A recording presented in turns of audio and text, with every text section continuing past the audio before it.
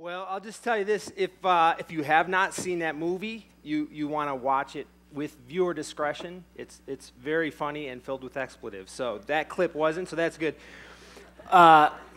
It's really fun. The funny thing in this movie, I'll just tell you this: one of the things that happens is he has a horse.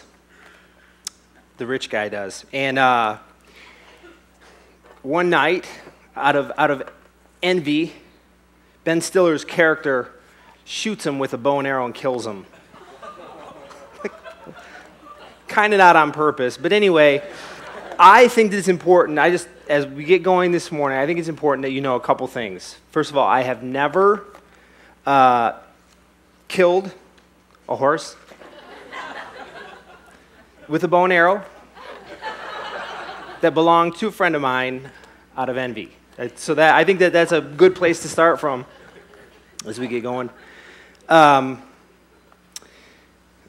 you know, it's weird. As I started preparing for this, to talk about this today, at first I thought, well, you know, this isn't, apparently the church staff thinks I'm particularly qualified. The first one I get to speak on is envy. So apparently I'm really good at speaking on envy for some reason. I don't know why that is. But at first I didn't really think I had a big issue with envy, right? I'm like, I don't know. And so I sat and I thought about it for a little bit, and the more I actually sat and thought about it, the more I realized that envy seeps into my life quite regularly. I was talking with Brad and some of the people on the arts team, I don't know, a few months ago, talking about the greatest concerts ever. And I was in Pontiac Silverdome. That's where the Pistons, no, it was in the Palace, where the Pistons played. And the In Excess, you guys remember In Excess? And so they were doing this concert, and it was just awesome. They were at the height of their career. And they have this song, I can't remember the name of it. But you can live for 1,000 years. You know that song? No. At one point in the song, anyway, it goes down, down, down, down, down, down, down, down, down, down, and it stops. And the lights go black. But you know the song's not over. And they leave it black for like, I don't know, it seemed like forever. And the audience anticipation starts growing, and people start hooting and whistling and cheering and everything. And at just the right moment, the band kicks back in for this really, really famous saxophone solo, which we don't do anymore in music. And at just that moment, the saxophone player is on this huge stack of something that I'd never seen before, and they hit him with the lights, and he rocks this solo. And I remember thinking in that moment, oh, that's what I want to be, right there. I've always kind of wanted to be a rock star. I actually still do. And if Bob Dylan can do it, come on, serious. It's never, right? I mean, I think I at least can sing as well as him, but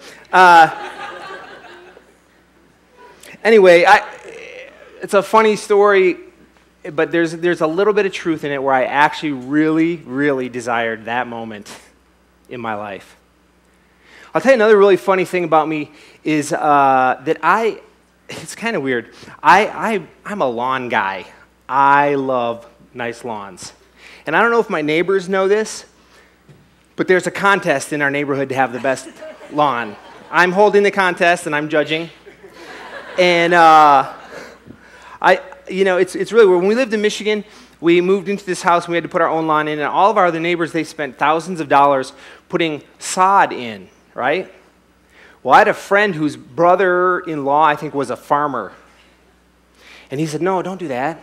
Give me a soil sample. And so I gave him some of my sand, basically, is what it was, and he took it up and they tested it, and they said, oh, for that, all you got to do is, here's your seed blend.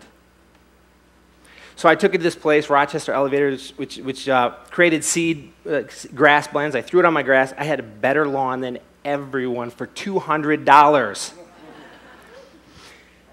And you know how they say the grass is greener over there? I'm pretty sure in the Greek they're referring to my old house.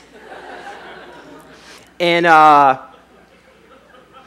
but then we moved, and I got to this house, which did not have that lawn. At all. At all. And so I've been working on that. And it's so interesting as I'm preparing for this, I get an email yesterday of all days You guys know Pete Braun, right? A lot of you know Pete. I think we have a copy of this email that he sent me. And here it is, yeah. It says, "Dare to have a lawn like this. Remember, thou shalt not covet." And do you think we have a picture of the lawn, actually? I have to say, quite honestly, that the lawn is quite fantastic. Look at the double cut on the angle and everything. Wow. Perfect edges. Anyway, I don't have that lawn anymore, but I'm working on it. But seriously, envy is a unique thing because we learn it early. It kind of transcends time. It's almost innate. If you have children, I'm pretty sure at some point you've heard them say something like this: "Mommy or Daddy, they won't share with me," right? Not that's mine and I want it. It comes really quickly after they learn no, right? And what are they saying in that moment?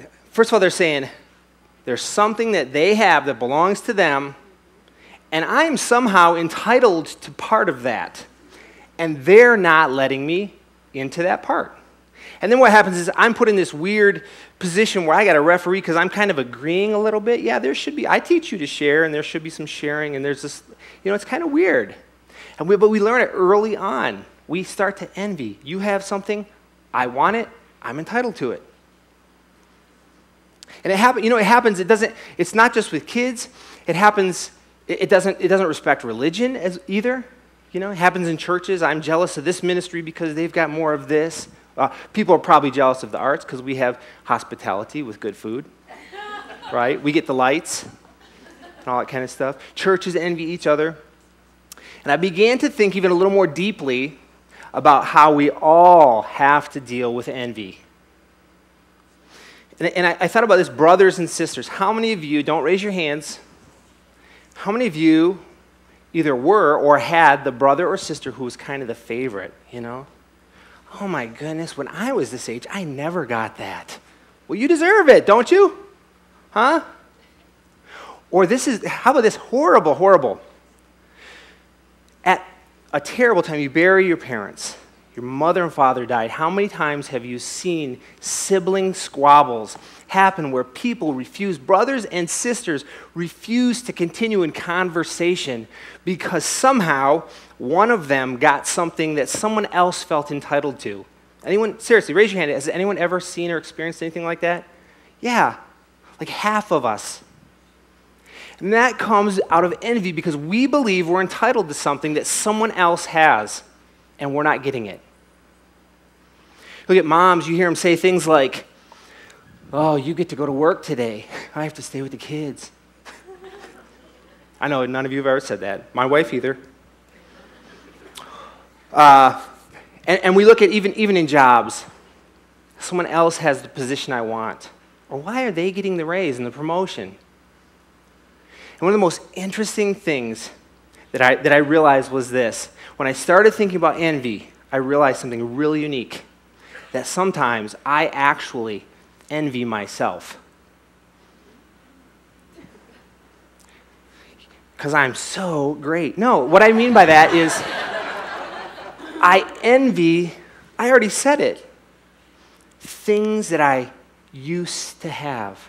My green lawn back in Michigan. And we moved in this great neighborhood back in Michigan. We had the best community. We would have barbecues to pig roasts together every year, and we played euchre. Most of you don't even know what euchre is. We played euchre once a month, and we'd go fishing and hunting together. It's a great community neighborhood.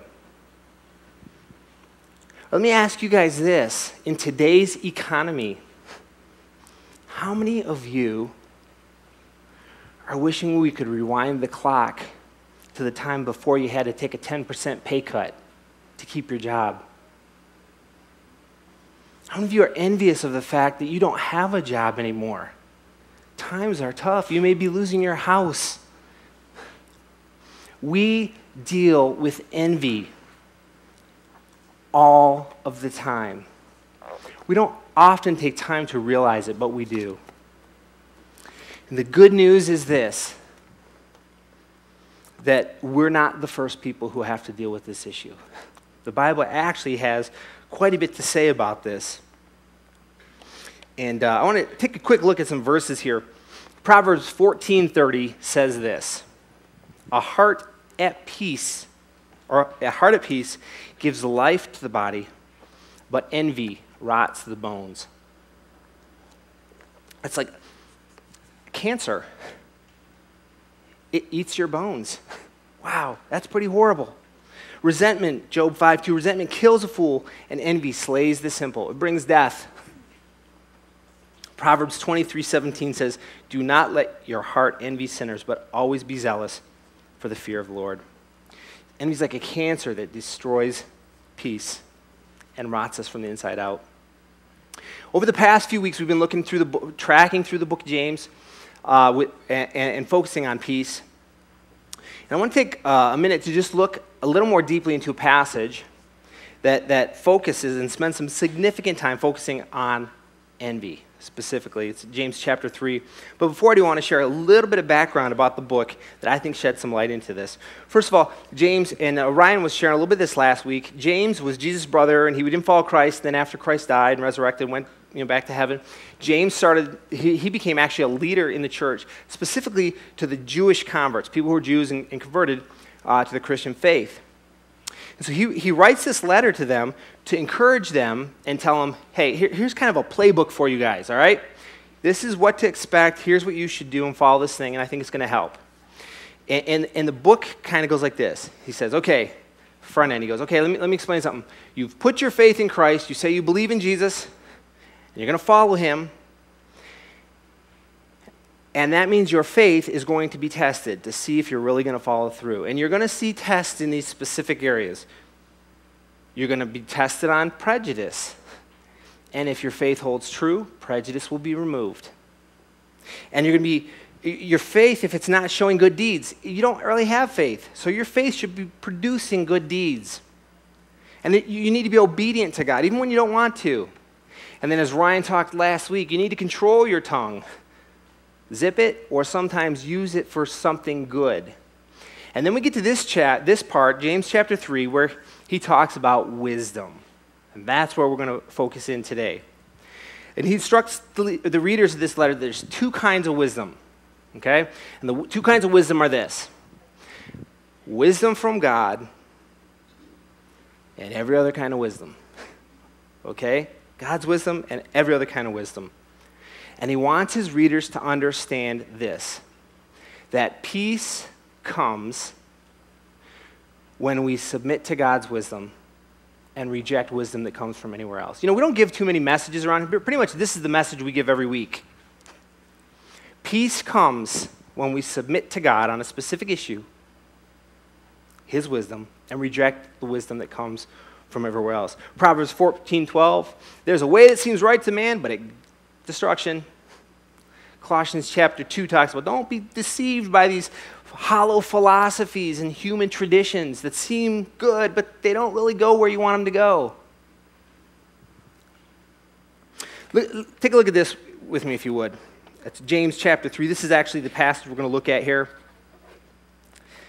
It goes like this: who is wise and understanding among you? Let him show it by his good life, by deeds done in humility that comes from wisdom, God's wisdom. But if you harbor bitter envy and selfish ambition in your hearts, do not boast about it or deny the truth.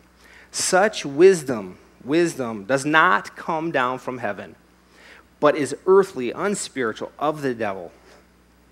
For where you have envy and selfish ambition, you will find a little bit of disorder. Hold on. Oh no, you will find every evil.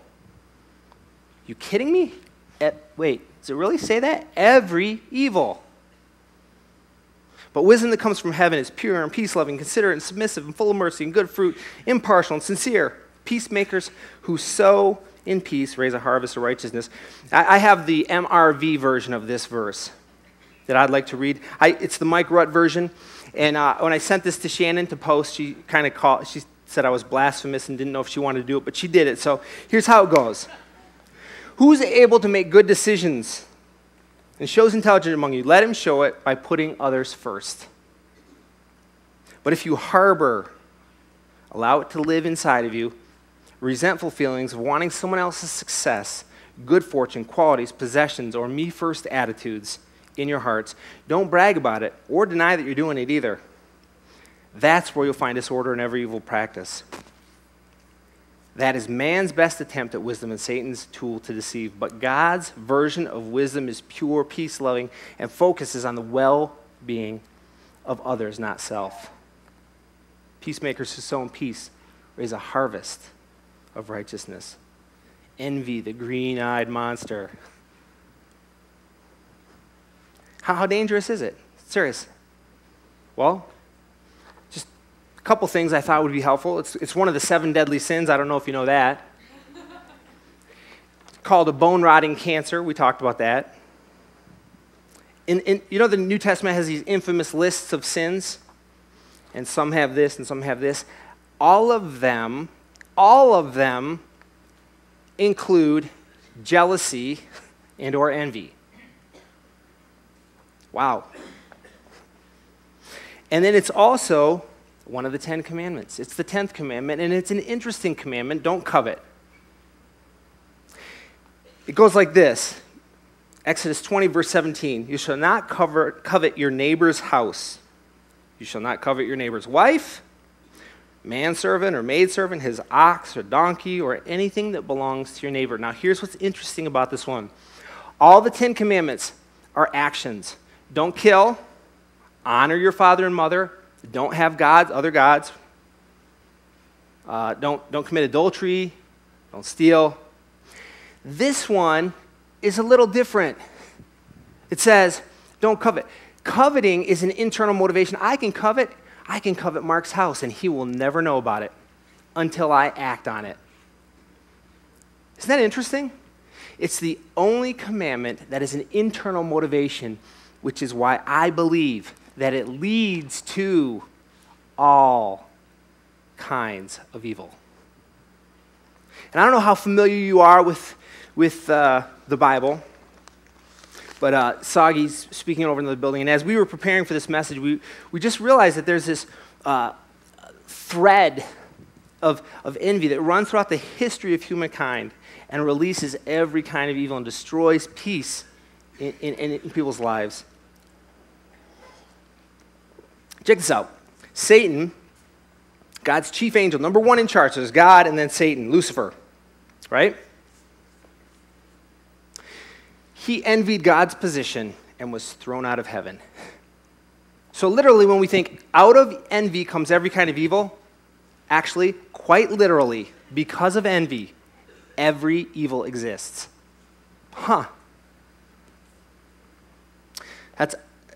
I'm not going to read it just because time's tight here, but Isaiah 14, if you want to check me on that one. Isaiah 14, 12 through 14.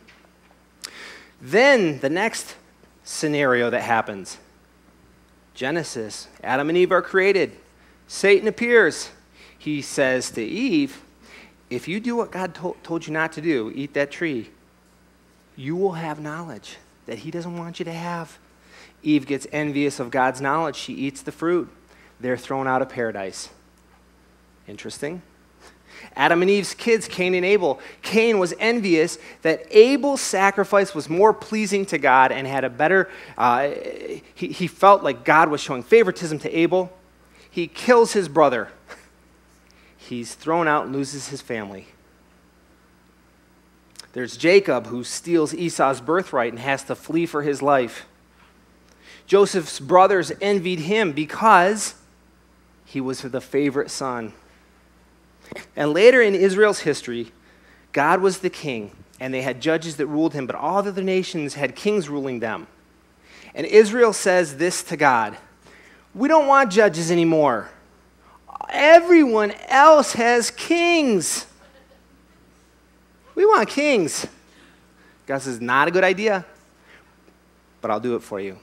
And so Saul becomes the king because he was taller and stronger and handsomer than everyone else. That's why Dave got the job.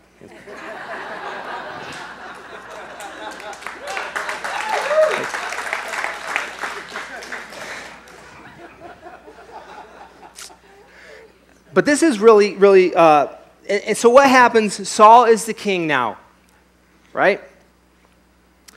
And they go to battle with the giant, remember that battle? And David comes in with a slingshot and kills him, right? And they're coming back from battle, and this is a really interesting scenario here. I'm actually going to read this. This isn't in, you won't see this up on the screen, but it's in 1 Samuel chapter 18. So Saul, they go to battle, David kills Goliath, and they're coming back, and Israel's like, woohoo! Right, they're all excited. And Saul's excited because they're the best nation now, right? They're the winners of everything, and he appoints David to be the commander-in-chief of the army. And here, check this out. Here's what happens.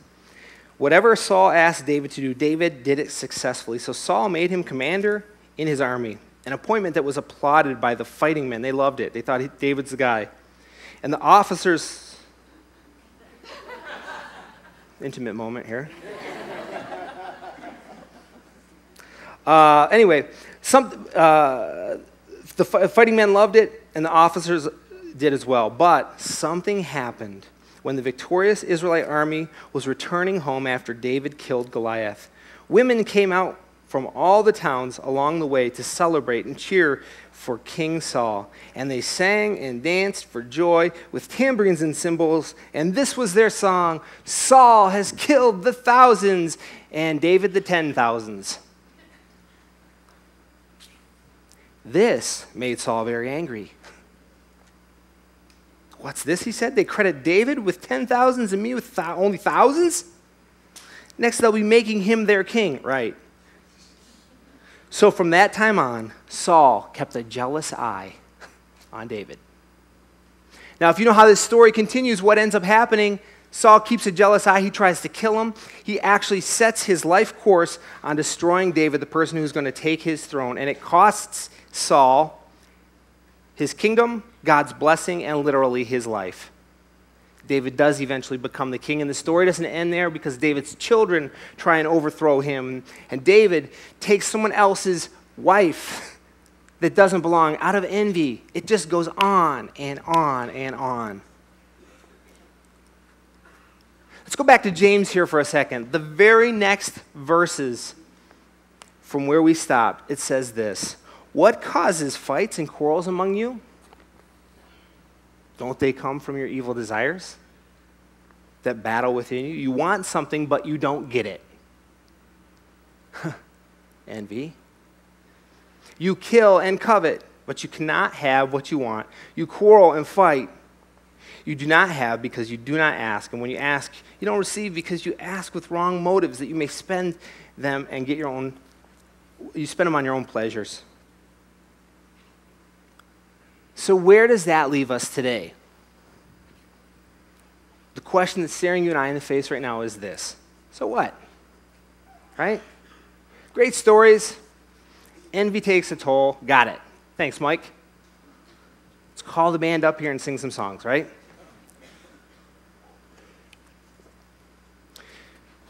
The problem is, envy and selfish ambition are destroying peace in our lives. So what do we do about it?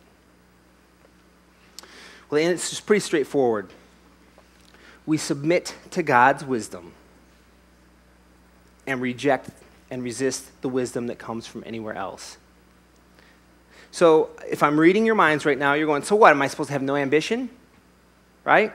What do I do? Should I not have desires? No. Let me be clear here. Desires, good. Envy, bad. God gave us a desire to have sexual intimacy. David took that desire and envied Uriah's wife. It did not belong to him. He took the wife as his own. Bad. Ambition. Should I just let my lawn get brown? What? No, come on. No, I like a green lawn. There's actually nothing wrong with that. Should I burn my neighbor's lawn so mine looks best? Selfish ambition. When we act in a way, regardless of others, that makes us achieve, that's selfish ambition. That's bad. And I was talking to my wife, Susie. When you're a speaker, you talk to Susies, and they help you.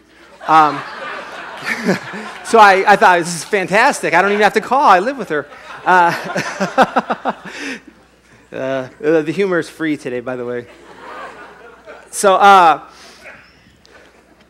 here's the question. So you reject wisdom that comes from other places and submit to God's. And so Susie said, so how do you know if you're submitting? How do you know if it's God's wisdom? And I kind of said, well, that's a good, I know the answer, but you tell me. And she said, well, it's right there in those verses. It says that God's wisdom is pure. It's peace-loving. It's considerate. It's submissive. It's full of mercy and good fruit. It's impartial and sincere. And it's done in humility. So here's the question. If you want to know, are you acting in God's wisdom? Just take a look at that list from James 3:18. Are your actions submissive? Are they pure? Because I think when you take your ambition and put it to the benchmarks that are listed here in James chapter 3:18, it's pretty clear whether you have selfish ambition or just ambition. Submit yourselves then, James 4:7, submit yourselves then to God and resist the devil, and he'll flee from you. So translation is this: we act with the best interest of others rather than self.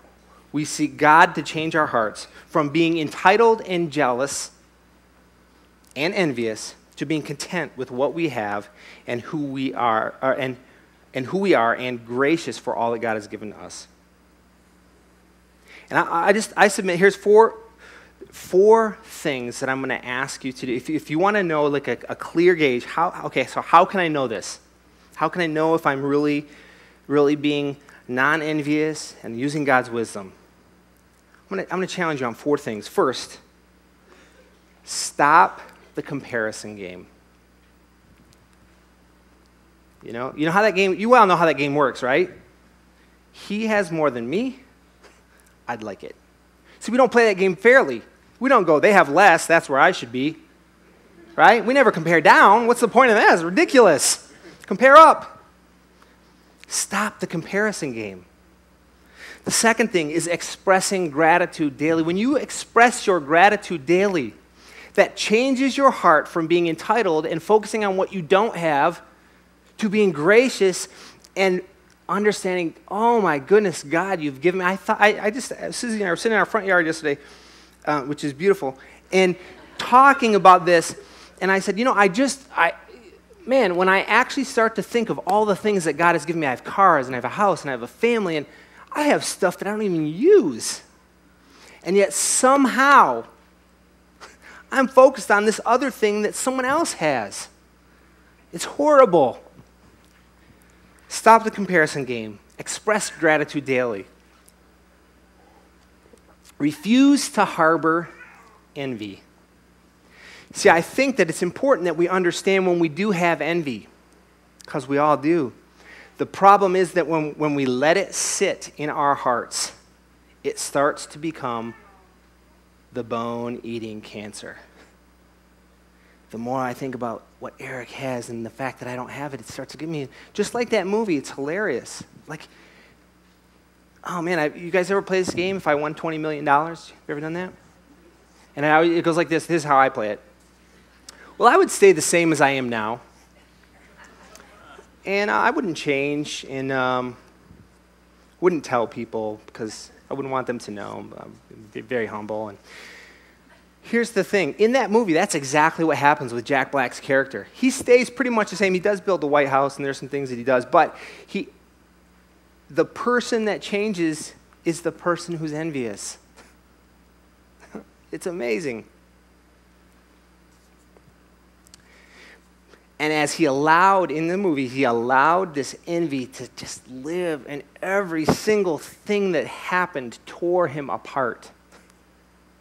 Don't let it harbor in your heart. Deal with it. How?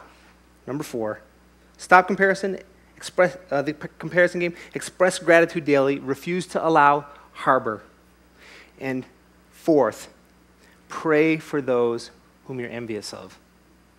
Check this out. It's in the 1800s, late 1800s, early 1900s, F.B. Meyer, he was a Christian speaker, pastor guy, and in Northfield, Massachusetts. He held meetings in Northfield, Massachusetts, and large crowds just thronged to come hear him speak. Again, envy is no respecter of religious denomination. Then the great British Bible teacher, G. Campbell Morgan, came to Northfield, and people were soon flocking to hear him. Uh-oh. Meyer confessed at first he was envious. Then he said this, "The only way I can conquer my feelings is to pray for Morgan daily," which I do. Because what happens is he changes his attitude of what he used to have or what God was doing with him to going, look at the fantastic thing that God is doing in him. Thank you, God. It's a heart change. Let me ask you something. When's the last time you prayed for someone you're envious of?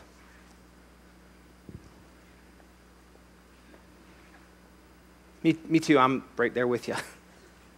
Not very recently. Better question, why bother? Well, because it changes your heart. And peacemakers who sow in peace raise a harvest of righteousness. Again, peace comes when we submit to God's wisdom and resist the wisdom that comes from anywhere else. How many of you sitting out there today feel like this? You know what? Here's the problem in general. There is just too much purity. There's too much peace-loving, too much consideration, too much submissiveness. I can't take all the mercy and good fruit and impartiality and sincerity in this world. There's just too much. If we could just get rid of that stuff, the world would be such a good place. Anyone out there? Good. Because when we live in God's wisdom with regards to envy, that's the harvest we sow.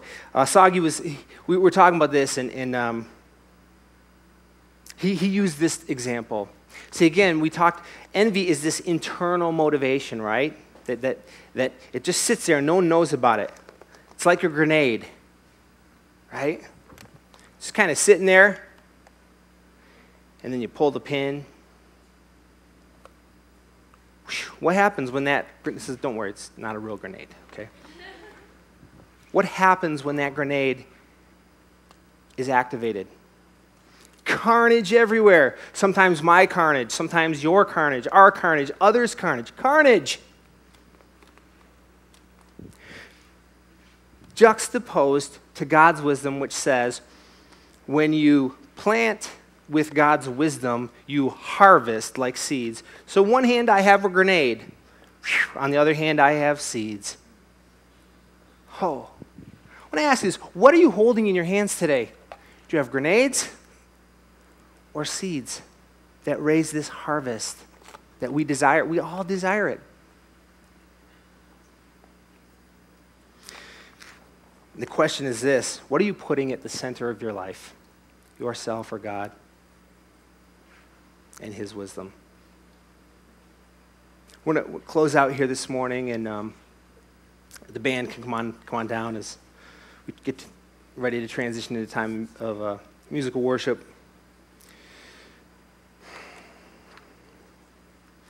And I think there's just a couple other thoughts that I would challenge you on.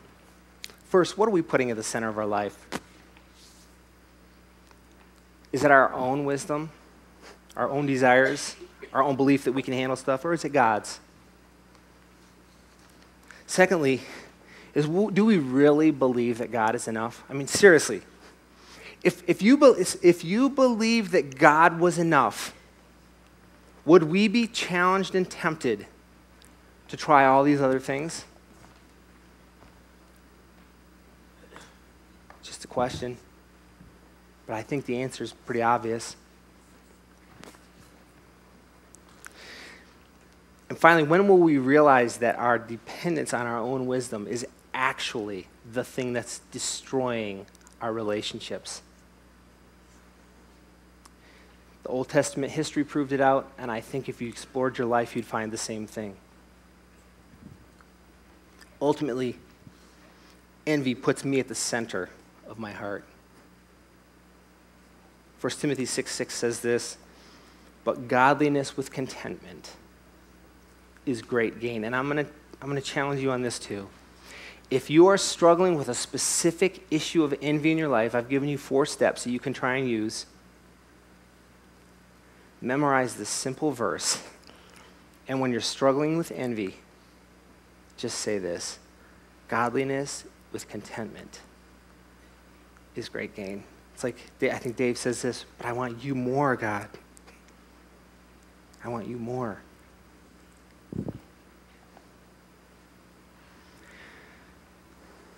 When we seek God's wisdom, we put Christ at the center of our life and remove the envy and self.